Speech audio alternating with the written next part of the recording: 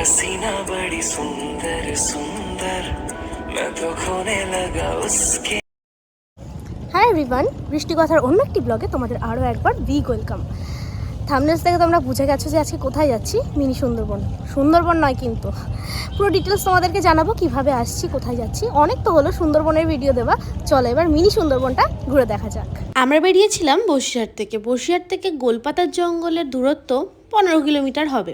যারা কলকাতা থেকে আসবে তাদের জন্য বলি, তারা গাড়িতে আসতে পারো টাকি, অথবা হাসনাবাদগামী ট্রেনে করে চলে আসতে হবে টাকিতে প্রচুর গেস্ট হাউস রয়েছে। টাকিতে থেকে টাকির অন্য অন্য দর্শনীয় স্থানগুলোর সাথেও এটাও ঘুরে নিতে পারো। বিভিন্ন জায়গা ঘোরার জন্য এখানে প্রচুর টোটো অ্যাভেলেবেল।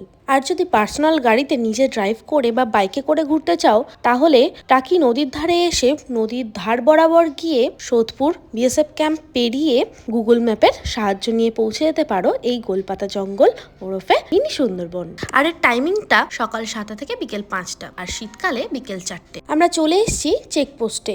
যেহেতু এই মিনি সুন্দরবনের পাশেই বাংলাদেশ, হেঁটে পারাপার হওয়া যায়, ওই জন্য এখানে বিএসএফ গার্ড কিন্তু বেশ কড়াকড়ি। সাথে আধার কার্ড ক্যারি করতে হবে, আর যাবার সময় একটা স্ক্যানারের ভিতরে দিয়ে যেতে হবে, যাতে সাথে অন্য অপ্রয়োজনীয় জিনিস না থাকে। যাতে করেই আসো না কেন, বাইক গাড়ি সবই চেকপোস্টের ওই পাশটায় রেখে এখানে টোটো আছে, অটো আছে, এগুলো করেই যেতে হবে মিনি সুন্দরবন পর্যন্ত। অটো ভাড়া ওখানে পোস্টারে 10 টাকা লেখা থাকলেও আমাদের কাছ থেকে নিয়েছিল 15 টাকা, আর কলকাতা জঙ্গলে ঢুকতে টিকিট মূল্য 10 টাকা। বাইরেই বেশ কিছু দোকান আছে যেখান থেকে আপনারা জল, কোল্ড ড্রিঙ্কস, নিজেদের খাবার খেতে পারবেন। আর আপনি চেকপোস্ট থেকে যে গাড়ি করে আসবেন সেই গাড়ি আপনার জন্য এখানেই ওয়েট করে থাকবে, চেকপোস্ট অবধি আবার নিয়ে যাওয়ার জন্য। আপনাদের গ্রুপের যে কোনো একজনের আধার কার্ড চেকপোস্টে জমা রাখতে হবে। এখানে বাইরেই দেখলাম একজন পাটালি বিক্রি করছেন। এনারা কিন্তু বাড়িতে, মানে নিজেদের বাড়িতেই পাটালিগুলো বানান এবং এখানে বিক্রি করেন। আর এই সাইডটা যাওয়া যায় না, কারণ এই সাইডটা হচ্ছে বিএসএফ ক্যাম্প। এখানে আমি এসেছিলাম প্রায় 8-9 বছর আগে, তখন ওদিকে যাওয়া যেত। এখন অনেকটাই পরিবর্তন হয়েছে জায়গার। চলে এসেছি মিনি সুন্দরবন। এখানে কি সুন্দরবনের ফিলিংস আসছে? তোর আসছে? আসছে মোটামুটি। আসছে। দেখো তোমাদেরও আসবে। অনেকটাই সুন্দরবনের আদলেই বানানো।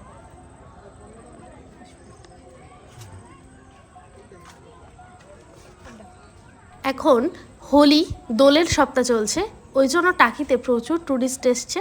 আর এখানে এসে দেখলাম বেশ অনেক ট্যুরিস্ট আছেও। সুন্দরবনের আদলেই তৈরি, চারপাশে দেখতেই পাচ্ছ ঘন জঙ্গল। সুন্দরবনের মতো এখানে আছে গেওয়া, গড়ান, কালো বাইন, সাদা বাইন গাছ, আর সবচেয়ে বেশি পরিমাণে আছে গোলপাতা গাছ, যার জন্য এই জঙ্গলটার নাম গোলপাতার জঙ্গল।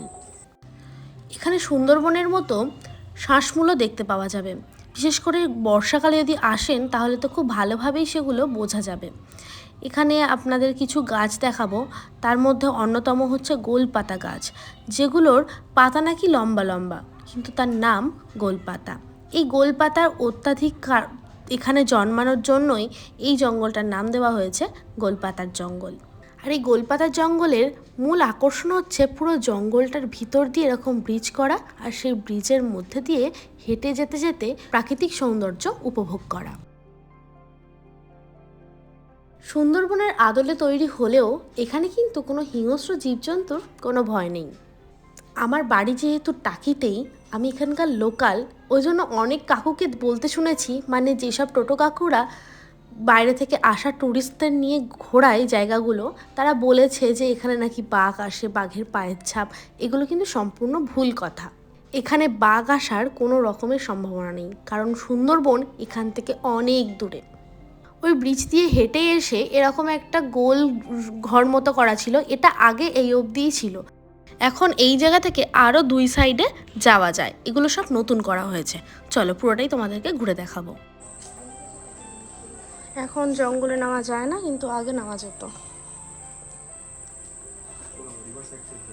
চলো এদিকে রিভার সাইডটা রয়েছে। ওপারে বাংলাদেশ, এপারে ইন্ডিয়া। ওখানে বর্ডার সাইড রয়েছে ওই দিকটাতে, তোমাদের যেখানে দেখালাম যে ওখানে বিএসএফ ক্যাম্প রয়েছে, ওই ক্যাম্পটার ওই সাইডেই হচ্ছে বাংলাদেশ। প্রচুর মুভি শুটিং রয়েছে কিন্তু এখানে। এমনও জায়গা রয়েছে যেখানে একটা গাছের গুড়িটা হচ্ছে ইন্ডিয়াতে, আর গাছের উপরটা হচ্ছে বাংলাদেশে। আর পাবেন না ওটার জন্য একজন কিন্তু 10 টাকা আপনার শুধু দেখার জন্য 10 টাকা। এখানে বাইনোকুলার ভাড়ায় পাওয়া যাচ্ছিল, যেখান থেকে আপনি বাংলাদেশকে আরও কাছ থেকে দেখতে পাবেন। ভাড়া 10 টাকা, মানে প্রত্যেককে দেখার জন্য 10 টাকা।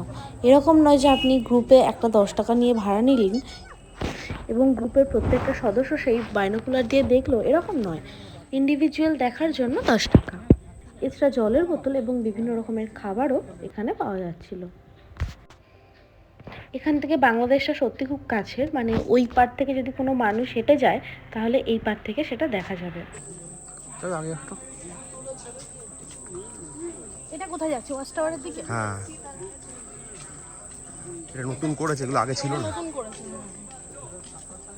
শুধু ওই রাউন্ড যেটা ছিল ওইটাই একমাত্র ছিল ওখানে, আর ওই সাইডেরটা এই সাইডেরটা দুটোই নতুন করেছে। হ্যাঁ, ওই পর্যন্তই ছিল লাস্ট, এগুলো নতুন করেছে।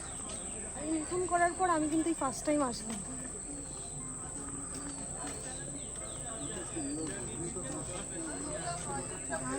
জঙ্গলের মধ্যে দিয়ে সুন্দর ব্রিজ দিয়ে যেতে পারবে, এই ফিলিংসটা কিন্তু বেশ অসাধারণ।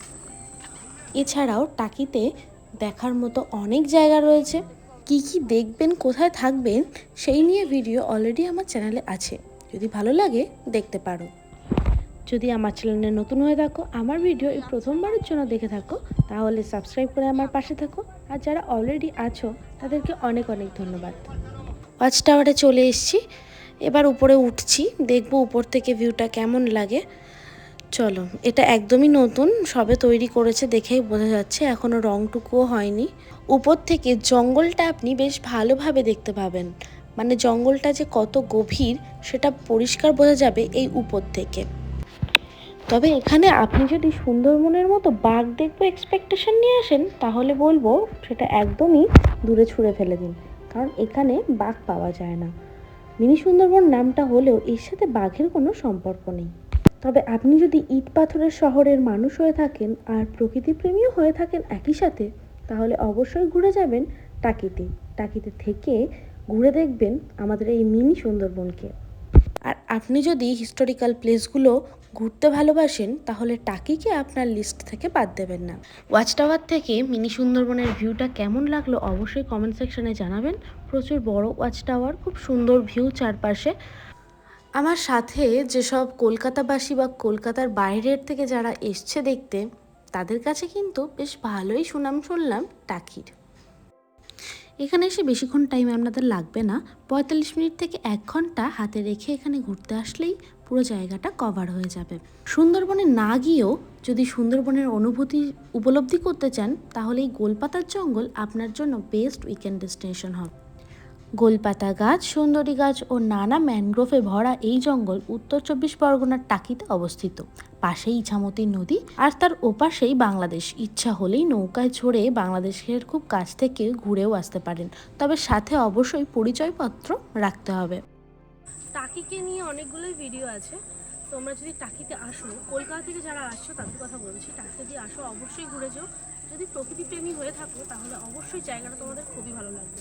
আর সুন্দরবনের একটা আদলে তৈরি হওয়ায় সুন্দরবনের একটা আঁচও পাবে, তো কাছে পিঠে আসলে অবশ্যই ঘুরে যাও।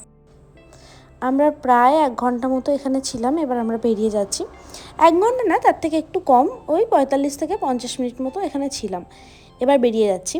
তার আগে তোমাদের আরও একটা জিনিস দেখাই, তোমাদেরকে বলেছিলাম যেটা দেখাবো, এটা হচ্ছে এইটা। ওই যে যতদূর চোখ যাচ্ছে যে বিল্ডিং দেখা যাচ্ছে, সবটাই হচ্ছে বিএসএফ ক্যাম্পের মধ্যে। এখানে বিএসএফরা থাকে। ওই দিকটায় যাওয়া যায় না, ওদিকটাতে অনেক সিনেমার শুটিং আছে, কিন্তু ওগুলো দেখার উপায় নেই, কারণ বিএসএফ ওখানে অ্যালাউ করবে না। আজকের ভিডিও কেমন লাগলো অবশ্যই কমেন্ট সেকশনে জানিও। আর এই ভিডিও সম্পর্কে বা টাকি ঘুরতে আসা সম্পর্কে কোনো প্রশ্ন থাকলে কমেন্ট সেকশনে করতে পারো।